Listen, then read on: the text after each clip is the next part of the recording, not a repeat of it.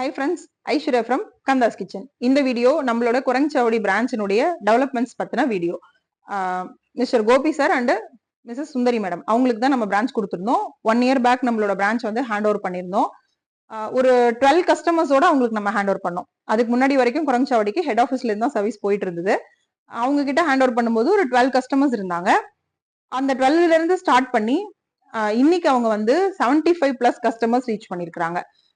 இதனுடைய back through நீங்க பாத்தீங்க அப்படின்னா நிறைய கைடன்ஸ் கொடுத்துருக்கோம். நம்ம தலைகீழ நின்று தண்ணி குடிச்சாலும் நம்ம சொல்றதை எடுத்துக்கிறதுங்கிற ஒரு கான்செப்ட் இருக்கு.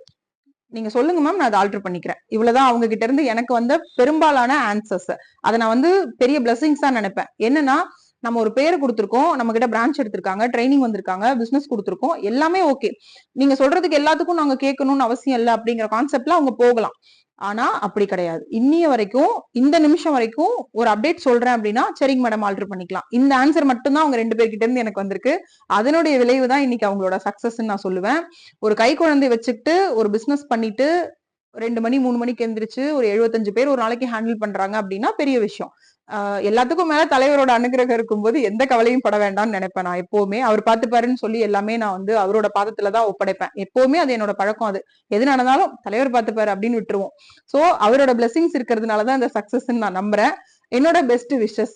குரங்சாவடி பிரான்ச் டீம் வந்து இன்னும் டெவலப் ஆகிறதுக்கு என்னோட பெஸ்ட் விஷஸ். தேங்க்யூ.